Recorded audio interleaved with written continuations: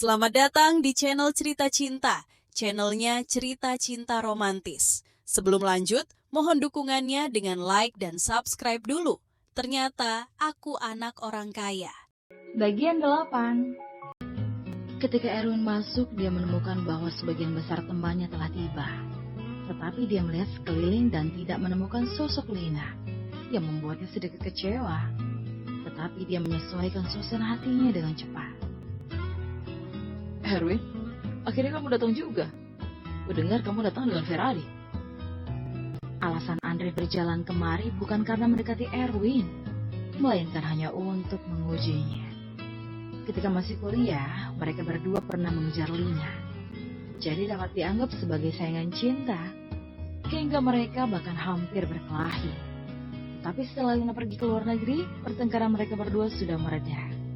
Setelah lulus, dengan bimbingan orang tuanya, Andre menjadi cukup sukses di dunia hiburan. Dia telah mencapai posisi direktur produksi dalam 3 tahun, dengan gaji 1 miliar per tahunnya. Ini sudah merupakan pencapaian yang bagus di antara teman-temannya. Dan dia juga sudah mengendarai mobil BMW seri X. Andre mengira dirinya sudah merupakan yang terbaik di antara teman-temannya. Tetapi Erwin tiba-tiba muncul dengan mengendarai Ferrari yang harganya belasan miliar. Sehingga pusat perhatian menjadi beralih. Dan tentu saja hal itu membuatnya sangat tidak senang. Iya, Ferrari F12 Bernilita. Erwin mengangguk dan menjawab dengan datar, karena dia tidak terlalu memperdulikan Andre. Erwin segera dikelilingi oleh teman-teman lelaki yang lain. Wang Zeng, dari mana kamu mendapat uang sebanyak itu? Bahkan sampai naik Ferrari, bawa aku juga dong. Para teman-teman lelaki secara alami mengesampingkan Andre dan mendekati Erwin. Erwin tidak tahu harus menjawab apa. Dia tidak mungkin mengatakan identitas yang sebenarnya, bukan? Jadi dia hanya bisa mengalihkan topik dan berbicara dengan mereka tentang hal lain. Dibandingkan dengan teman lelaki yang hampir semuanya membahas tentang cara menghasilkan uang, mata para teman perempuan justru berbinar. Rasanya seperti Erwin semakin tampan saja. Aku suka pria yang bisa mengendarai Ferrari dengan satu tangan. Banyak teman perempuan yang ingin dekat dengan Erwin, terutama karena Erwin telah putus dengan Leticia, sehingga Erwin masih lajang sekarang, yang membuat mereka punya kesempatan untuk mendekati Erwin. Leticia, untungnya kamu bertengkar dengan Erwin.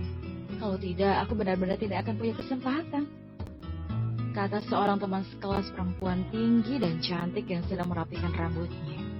Kemudian dengan berani berjalan ke arah Erwin. Leticia marah hingga gemetar ketika mendengar ini, tetapi dia masih berusaha untuk menekan rasa kecemburuan dan kemarahan di dalam hati. Aku juga ikut.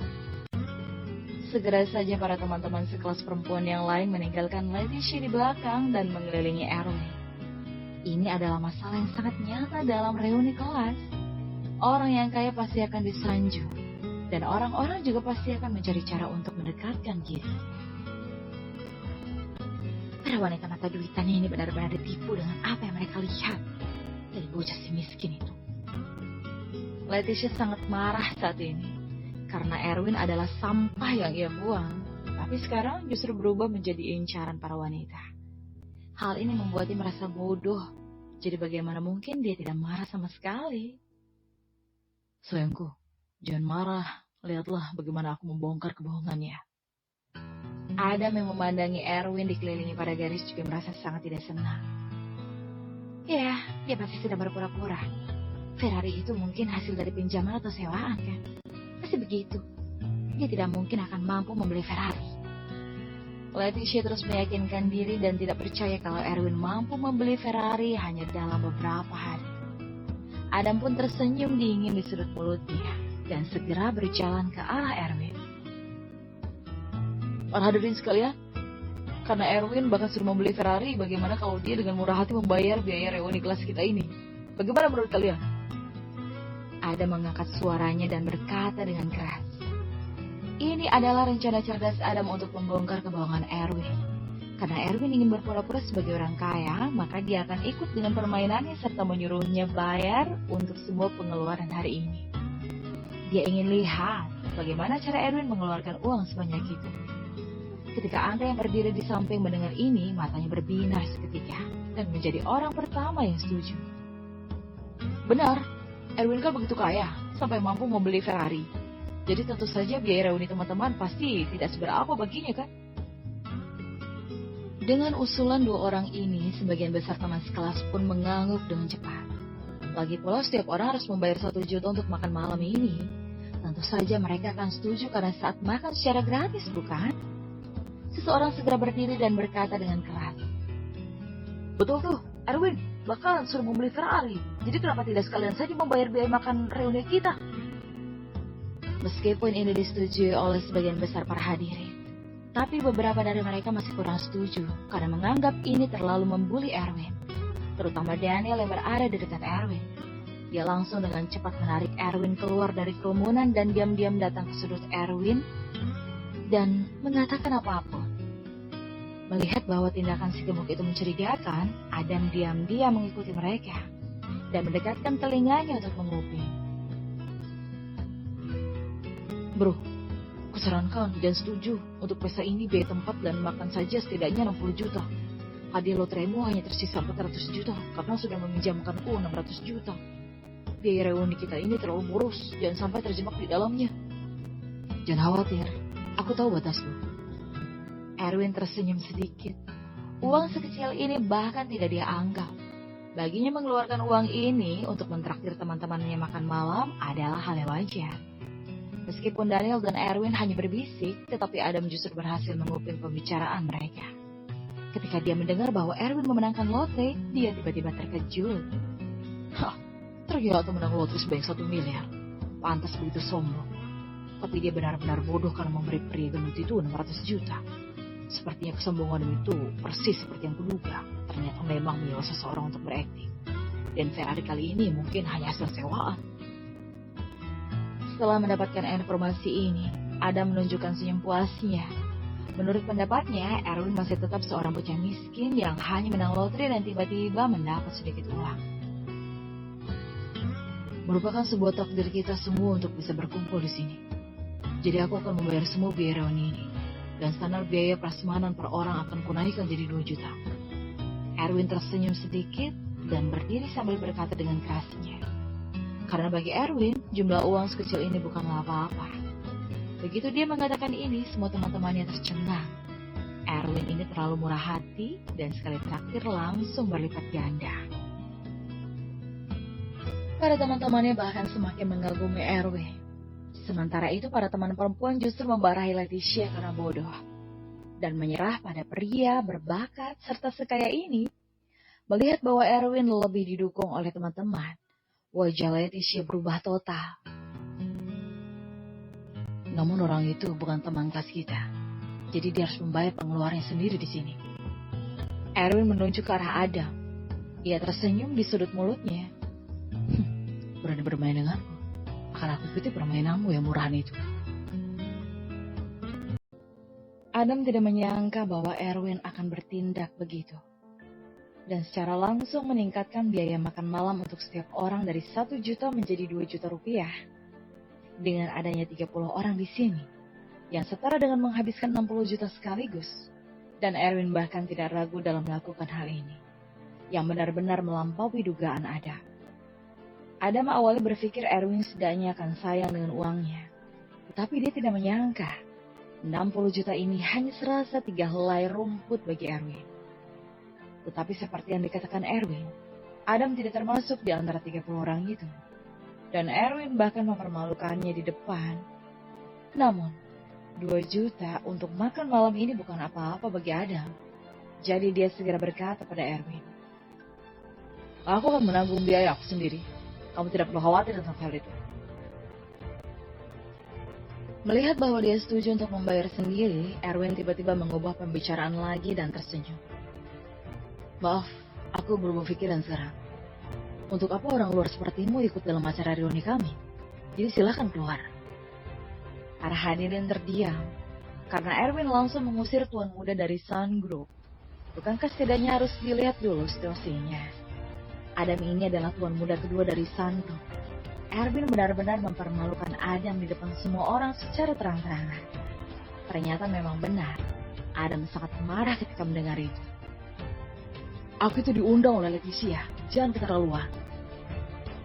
Adam tidak pernah menyangka bahwa Erwin akan mengusirnya dan mempermalukannya seperti ini. Kalau begitu, biar orang-orang di sini menentukan dia. Jika yang setuju, lebih dari setengah, maka akan kubiarkan kamu tinggal di sini. Mulut Erwin sedikit tersenyum. Erwin, jangan keterlaluan ya. Adam itu diundang olehku. Dia itu tuan muda Sun Group. Orang biasa sepertimu tidak pantas dibandingkan dengannya. Apa kamu tidak takut menyinggung Sun Group? Leticia marah dan berkata dengan sedikit ancaman dalam nada suaranya. Teman-teman yang lain tidak berani berbicara saat ini. Jika Adam tersinggung, seorang tuan muda jika balas dendam pasti akan sangat mengerikan. Jadi mereka semua memilih untuk duduk diam. Sun Group yang sekecil itu bahkan tak kuanggap ada. Erwin tersenyum dan tidak menunjukkan belas kasihan sama sekali. Kalau begitu jangan salahkan aku. Adam tersenyum dingin. Karena Erwin sudah begitu keterlaluan. Maka dia juga tidak akan tinggal diam lagi. Sehingga dia berbalik dan berkata pada semua orang. Semuanya, sampai sekarang, aku sepertinya harus mengatakan sebuah kebenaran. Para hadirin memandang ke arah Adam dengan tatapan penuh penasaran. Ini mengenai Erwin. Adam tersenyum dingin. Semua percakapan antara Erwin dan Daniel tadi terdengar olehnya. Awalnya dia ingin membiarkan Erwin ini sedikit lebih lama lagi. Tapi sekarang dia berusaha berpikir. Karena jika Erwin ini terus dibiarkan, sebentar lagi pasti tidak akan semakin keterlaluan. Mengenai Erwin, memangnya apa yang terjadi? Para teman-teman menjadi penasaran. Erwin tetap tenang. Dia benar-benar tidak takut akan ancaman dari tuan muda kedua ini. Sebenarnya Erwin ini hanyalah orang miskin. Ferrari yang dia bawa hari ini adalah hasil pinjaman atau sewaan. Dia sendiri juga telah lama kehilangan pekerjaannya dan bahkan tidak mampu membayar uang sewa. Alasan mengapa bisa membayar biaya reuni hari ini karena dia memenangkan lotre sebanyak 1 miliar. Tetapi dia sudah menghabiskan 600 juta. Jadi dia hanyalah orang miskin yang berpura-pura kaya di depan semua orang. Setelah Adam mengatakan itu, sentuhan kebanggaan muncul di sudut mulutnya. Dan rasa puas pun muncul di hatinya. Begitu suara itu keluar, para hadirin di tempat itu heboh. Ternyata mobil Ferrari itu ternyata hanya hasil pinjaman untuk berpura-pura menjadi kaya. Yang langsung mengurangi kesan serta dukungan teman-teman Erwin. Kalau memang sudah kehilangan pekerjaan, jujur saja kenapa. Kan tidak perlu sampai meminjam Ferrari itu berpura-pura kaya. Wah, ternyata Ferrari itu hasil pinjaman dan masih berpura-pura kaya di sini. Benar-benar parah sekali. Andre, ketua kelas yang melihat situasi di tempat kejadian terbalik dalam sekejap. Langsung senang dan dengan cepat berdiri untuk berjalan mendekat. Erwin, jika kamu tidak punya uang maka tidak perlu pinjam Ferrari orang lain untuk berpura-pura kaya. Kita semua ini masih kelas masuk kuliah. Bukankah kita ini sedikit berlebihan? Lagi pula kami juga tidak akan memandang rendah kamu. Betul. Tidak masalah jika kamu tidak sukses, tapi berpura-pura kaya di depan kami semua adalah hal yang salah. Tatapan hadirin ke Erwin tidak lagi seperti sebelumnya, melainkan memilih untuk menghindar satu persatu. Ketika Leticia melihat ini, dia juga sedikit terkejut. Ternyata Erwin memenangkan lotre dan mendapat sedikit uang, sehingga semua tindakan berpura-pura kaya sebelumnya menjelaskan. Dan ternyata memang benar bahwa dia membayar seseorang untuk berakting waktu itu. Erwin, kamu itu masih orang miskin dan sekarang kebohonganmu sudah terbongkar. Aku ingin lihat apalagi yang akan kamu lakukan. Lihat ini Daniel semakin khawatir. Dia tahu bahwa Ferrari itu bukan milik Erwin, tetapi hasil sewaan. Tapi sekarang telah terbongkar dan diajak oleh teman-temannya. Dan tentu saja dia tidak tahan untuk tinggal diam. Kita ini semuanya teman. Bukankah kalian sedikit berlebihan? Daniel, ini bukan masalahmu. Minggirlah. Teriak Andre dengan keras. Jika kalian berani mengatakan hal seperti itu lagi, percaya atau tidak, akan kuhajar kalian. Daniel memasang wajah marah, menggulung lengan bajunya ke atas, seolah ingin berkelahi. Yang membuat semua teman-temannya takut hingga mundur. Karena Daniel sudah dikenal dengan tenaganya yang kuat semenjak kuliah. Jadi tentu saja tidak ada yang berani berkelahi dengannya. Erwin mengulurkan tangannya untuk menghentikan Daniel. Tidak buru-buru dan sedikit tersenyum. Jika ingin tahu Ferrari aku itu hasil pinjam atau bukan, cukup telepon dan tanya pada toko penjualnya kan. Apa perlu sampai menebak-nebak di sini? Hanya ada satu toko yang menjual mobil semewah ini di kota Bandung. Yang lain mungkin tidak tahu nomor telepon toko tersebut. Tapi ada, seharusnya kamu tahu nomor telepon toko mobil mewah itu bukan?